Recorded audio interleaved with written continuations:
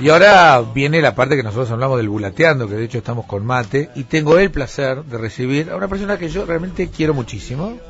Lo conocí trabajando juntos, y es un historiador espectacular. Daniel Balmaceda, ¿cómo estás? Hola Tomás, un gusto estar con ustedes. ¿Otro librito más tenemos? Sí, ahora en realidad fue medio de fiaca porque... Sí, porque veo que te sacar fotografías. Claro, llené espacio con fotos y... Bueno, pero en realidad era una colección de fotos que ya iba juntando en los libros anteriores que me servían para las investigaciones, pero no para publicar. Así que en algún momento me pareció que valía la pena llevar todas estas fotos. Estamos hablando de un libro que se llama Buenos Aires en la mira, que tiene alrededor de 160 fotos antiguas y que van desde 1880 más o menos hasta un tiempo mucho más cercano, hasta la época de la minifalda, o sea, fines o comienzos de los años 70, ¿no? O sea, ya tenés las primeras minifaldas de Buenos Aires ahí con fotos que eran todo... Bueno, lo que encontré fueron unas promotoras de la Rural. Ajá. De 1969, coincidió la Rural con la llegada del hombre a la Luna, con lo que se instalaron 23 televisores en Palermo, y la gente estaba más pendiente de la luna que la minifalda. De la luna, no sé si de la minifalda, pero que de las vacas por lo menos. De las vacas eso se lo cabe a menudo. Pero ¿cómo conseguís esas fotos? A ver, contame cómo es un historiador como vos que cuando decís el proceso de búsqueda, cuando haces investigaciones. Mira, cuando necesitas buscar fotos antiguas, hay buenos archivos. Principalmente el Archivo General de la Nación tiene una fototeca muy buena, la Biblioteca Nacional, el Ministerio de Economía también, el Museo de la Ciudad de Buenos Aires, y después los diarios centenarios, ¿no? Porque tengo la posibilidad de trabajar en ellos y entonces tengo un acceso... Como todos tienen guardado, digamos, La Nación tiene guardado... Exactamente, los diarios tienen un buen archivo, en algunos casos digitalizado una parte, en otros no, y también colecciones particulares, es decir que ahí vas buscando, y lo principal que advertís es, nosotros sacamos fotitos así nomás, ¿no? Y tenemos la facilidad porque las máquinas nos ayudan mucho en todo. En esa época era toda una puesta en escena. No, era impresionante, y vos ves esas fotos blanco y negro, la calidad y el talento de los tipos, ¿no? Yo tengo la foto de mis abuelos, su foto con sus hijas, que estaban todos... impecables, era la foto, ¿viste? Bueno, ¿te acordás? Obvio, claro, te tenías que producir todo producido para sacar la foto, y era la foto. Sin duda. Imagínate que la fotografía arrancó en la década de 1840, llegó al Río de la Plata en 1844, 1845. En esa época el obturador, cuando apretabas, necesitabas que se queden todos como 15 minutos quietos, porque si no te salía movida. Entonces, para que se quedaran quietos, en general ataban a todos. No se ve en la foto, pero están todos atados. Para no moverse. Es buenísimo eso. Sí, para no moverse 15 minutos. Claro. De hecho, la primera foto que se quiso hacer, Florencio Varela trajo una cámara de fotos, él estaba exiliado en Montevideo, y sacaron los sillones de la casa, todo, por supuesto, al exterior, porque no había que iluminarlo bien. Se sentaron, y cuando estaban todos los caballeros sentados, tocaron el botón y pasaron unas señoras por la puerta de la casa y los saludaron. Justamente estaba un hijo de Mariquita Sánchez Thompson, y le dijo, una de estas mujeres, le dijo, buenas tardes, señor Thompson. Y el hombre sabía que no se podía mover porque se arruinaba la foto. Y entonces estas mujeres repitieron, buenas tardes, señores. Y no entendían, claro, porque esta gente no lo saludaba. Hasta que uno quiso hacerse medio el ventríloco y les dijo, no podemos movernos. Así se rieron todos y la foto salió movida, ¿no? Obviamente. A ver una cosa, ¿cuál fue la foto que más te sorprendió o la que más te gusta? Mira, entre las... ahí ya prefiero siempre las inéditas, ¿no? Las que inclusive encontrás en algún rollo que nunca se había revelado. Y a mí las que me llamaron mucho la atención fueron unas de el Natatorio Retiro.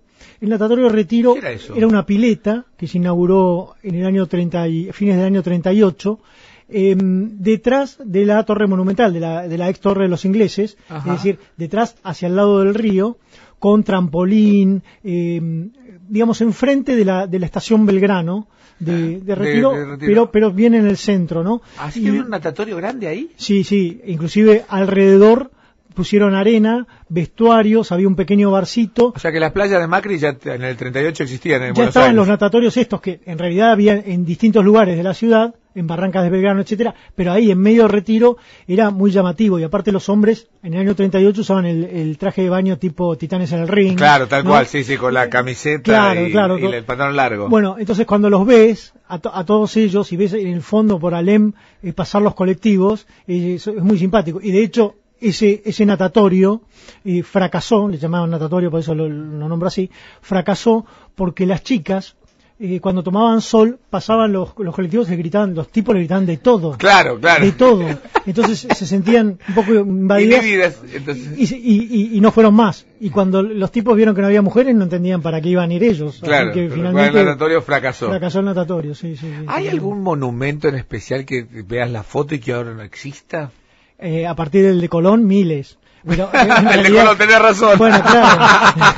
Pero el de Colón, fíjate. Pero en Argentina no puede ser historiador, viejo. Sí. Claro. No, pero el de Colón, ten en cuenta que fue un regalo de la comunidad italiana, ¿no? O sea, la colectividad italiana en la Argentina decidió regalarle al país por el centenario, en 1910, ese monumento. De la misma manera que los españoles nos regalaron el monumento a los españoles. Pero todo con donaciones de la colectividad. ¿No? Bueno, la torre monumental, la torre de los ingleses también fue de los ingleses. Y así tenés en Plaza Alemania la fuente de Plaza Alemania, el monumento de Plaza Francia, todo regalo de cada una de las colectividades, ¿no? Sí, que no son de los países, son de las colectividades francesas, alemanas, exacto, que viven en Argentina. Que viven en la Argentina, exactamente. Bueno, y el de Colón se inauguró en 1921, ¿no? Llegó un barco con el escultor que se llamaba Sopi. Bueno, ¿por qué se eligió ese lugar? Por eso terminó ahí Colón. No, el Sopi.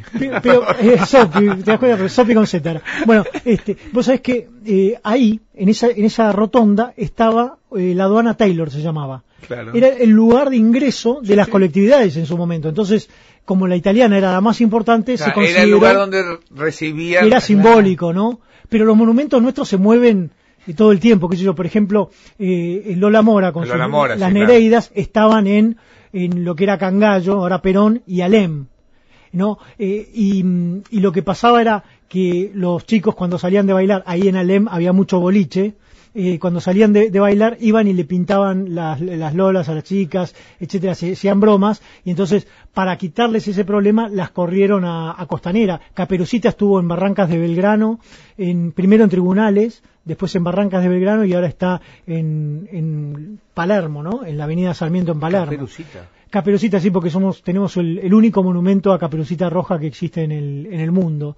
Que un intendente fue a Europa y encontró eso de un escultor que había muerto y se lo compró y se lo trajo para acá, el monumento a Caperucita. ¿Dónde está el monumento? Cuando vos venís, pasás el planetario y vas rumbo al monumento, pasás el monumento de Urquiza y vas rumbo al monumento de los españoles, sobre mano izquierda, mirando a los autos, está ahí Caperucita. No puede ser. Más en la vida. Y el lobo ahí a punto de... Y el lobo que le avanza. ¿Y el lobo le avanza? Sí.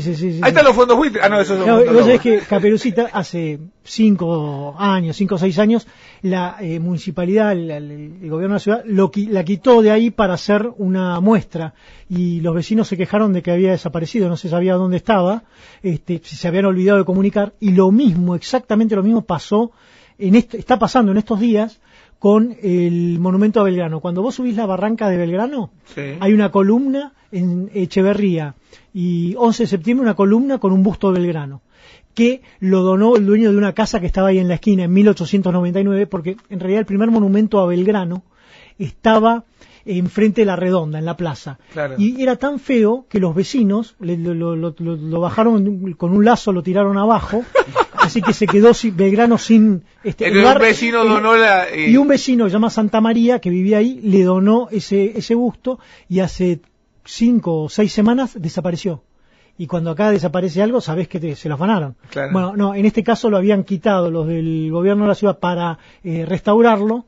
Y vos sabés que uno no entiende por qué no ponen un cartelito que diga sacado para restauración. Claro, lo sacamos para restauración y todos sospechamos, por supuesto, siempre lo peor, ¿no? Claro, por supuesto, obviamente como corresponde. Bueno, los monumentos van y vienen, se mueven, andan solos por la vida, eso es una ¿Cómo lo típica. tenés ordenado el libro? ¿Está ordenado por...? Bueno, es más bien cronológico. Cronológico. Sí, es más bien cronológico porque justamente arrancás con las primeras fotos de la Casa Rosada, cuando la Casa Rosada eran dos edificios distintos. Digamos, vos te parás en la pirámide y mirás hacia la Casa Rosada, la parte de la derecha era el correo de la ciudad de Buenos Aires y la parte de la izquierda era una modesta casa mucho más sencilla, que era la Casa de Gobierno, y que después se decidió hacer todo el mismo edificio, entonces le inventaron la otra mitad.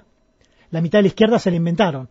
Cuando los mirás los dos, es asimétrico. Sí, es asimétrico. No es un edificio. Y hablando de monumentos, ahí está el otro Belgrano. Está parado donde está la guardia de los granaderos a la salida. Está claro, Belgrano, está el otro ¿no? Belgrano. Bueno, claro. Ese también se movió porque estaba un poquito más en el medio de la plaza. Y ahora ¿no? se va. Y cuando lo inauguró Sarmiento, el 24 de septiembre de 1873, que se conmemoraba la batalla de Tucumán, por eso 24 de septiembre, que Belgrano fue el que comandó las tropas patriotas. Bueno, y ahí fue cuando en el discurso de Belgrano dijo: la bandera argentina, Dios sea loado, no ha sido atada jamás al carro triunfal de ningún vencedor de la tierra. Y bueno, de ese discurso nos quedó la oración a la bandera que nosotros todos hemos escuchado en el colegio. Bueno, la cuestión es que cuando inauguraron ese monumento pasaron dos cosas. Una es que le encargaron el caballo a un tipo y Belgrano a otro. Y el caballo le quedó un poco chiquito. Cuando vas, te das cuenta que... Maravilloso. Claro, ahora voy a ir a ver eso. Le calcularon un poquito mal y le cuelgan un poco las piernas a Belgrano, porque el que lo hizo fue un Santa Coloma, el caballo, animalista, se llama el que hace este tipo de escultura, que era argentino, pero nunca había pisado la Argentina, porque era argentino, pero nació en París, en la embajada argentina. Bueno, y lo otro curioso de ese monumento es que cuando lo inauguraron, miraba hacia el Cabildo. Claro. Y entonces le mostraba la cola a la casa. Tuvieron que darlo vuelta. Y bueno, quedaba un poco feo que el caballo esté, claro, así puesto, así que lo tuvieron que girar. Sí. Bueno, esas cosas pasan con nuestros monumentos en nuestro país, en todo el país. En todos los países, ¿no? Pero digo, la historia de los monumentos es una cosa un clásico.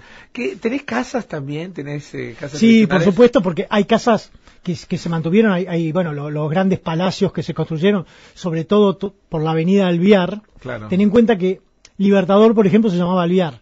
En realidad, uno tomaba desde el centro por Alvear en contramano, digamos hacia el norte, bajaba por la curvita de Plaza Francia y seguía por Alvear hasta Dorrego. Se llamaba Alvear toda esa avenida, ¿no? Mirá vos. Después, a partir de Dorrego se llamaba Vértiz, y hoy Vértiz es una franja chiquita por la zona de Belgrano, y llegaba hasta lo que es más o menos el túnel de Libertador, y a partir de ahí se llamaba Blandengues, ¿no? Bueno, toda esa franja empezó a tener casas muy importantes, más importantes, etcétera, que algunas se fueron preservando, otras las familias no las pudieron sostener, entonces terminaron expropiadas o compradas por embajadas, ¿no? Claro, totalmente. Y después, por supuesto, otra de las zonas con casas muy buenas que había era Callao, porque era una de las pocas calles anchas. En realidad era un camino, era como una ruta. En su momento, no sé, en 1840, Callao Entre Ríos era como la General Paz.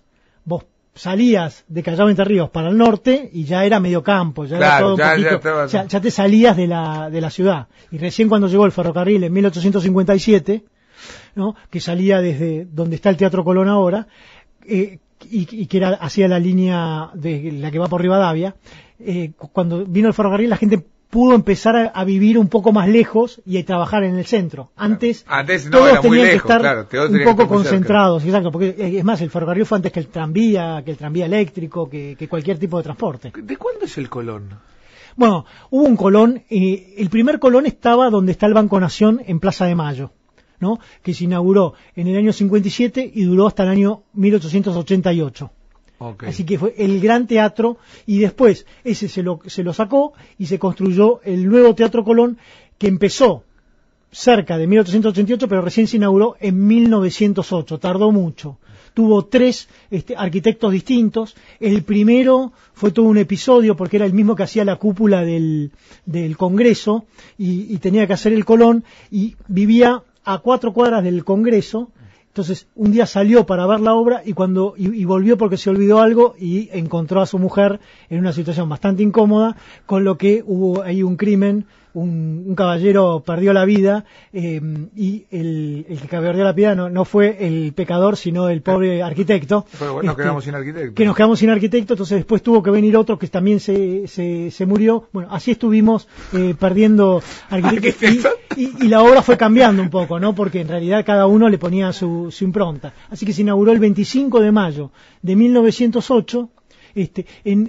Cuando se inaugura un teatro, en general los cantantes dicen que es mala suerte inaugurarlo, con lo que nadie quiere ir a cantar, así que no fue una inauguración muy buena que digamos, pero lo curioso es que al poco tiempo se estrenó la obra Aurora, una ópera Aurora, y que nos dio la canción Alta en el Cielo, que formaba parte de esa ópera, que en ese momento se cantaba en italiano, pero que también, fíjate, cómo de una ópera logramos una canción que hoy todos desde chicos conocemos, ¿no?